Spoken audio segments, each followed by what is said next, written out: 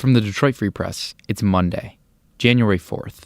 Here are today's top stories, presented by Bush's Fresh Food Market. Calling all foodies, Bush's is hiring. Are you passionate about food, looking for growth, development, and excellent wages?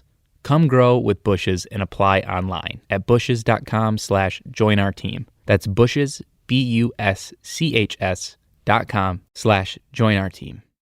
For the Detroit Free Press, I'm Kerry Jr. II. As of Saturday, the State Health Department reports over 8,900 cases of the coronavirus and 265 deaths. The numbers are a 3-day total including New Year's Eve and New Year's Day. According to the State Health Department, Michigan averaged nearly 3,000 cases a day during that time. The state averaged 2,300 cases and 81 deaths over a 7-day period. In total, the health department has reported over 497,000 cases and over 12,600 deaths since March. House Speaker Nancy Pelosi was reelected Sunday with Democrats retaining majority in the House, but Pelosi didn't receive support from all Democrats, one woman from Michigan in particular. U.S. Representative Alyssa Slotkin didn't vote for anyone.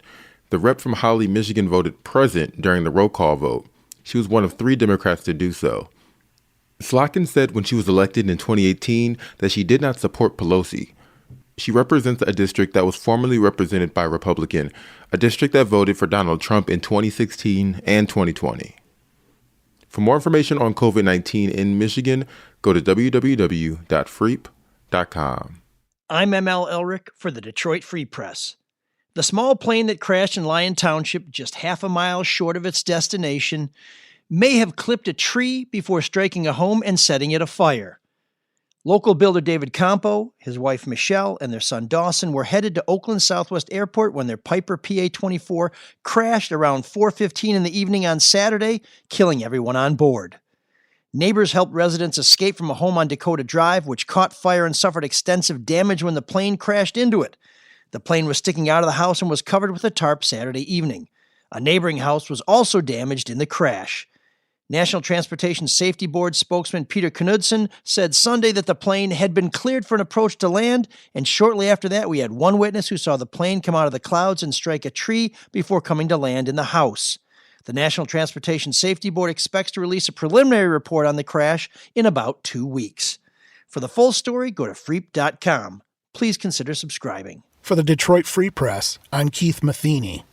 Wayne County's solid waste program, its landfills and collection centers taking common household and business garbage, are abundant and low cost. But there's a downside to that.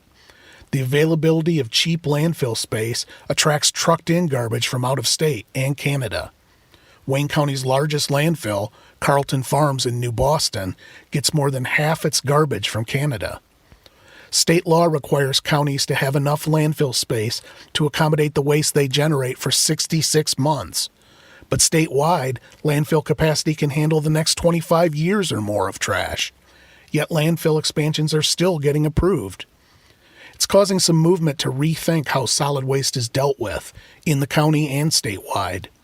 To go to more of a materials management concept, retrieving some of the more than $435 million worth of valuable materials that are currently getting thrown away each year. I'm Kirkland Crawford with the Free Press Sports Department, recapping the end of the Detroit Lions season.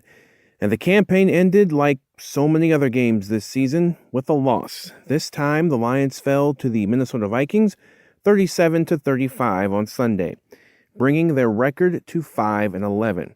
Matthew Stafford threw for 295 yards and 3 touchdowns, 2 of which to Marvin Jones.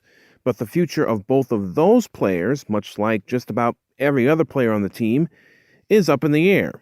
The real season begins for the Lions today as they search for a new general manager and head coach. Darrell Bevell likely didn't do enough to be considered a candidate to lose the interim head coach tag. And before Sunday's game, we learned that the team has talked to at least one experienced coaching candidate.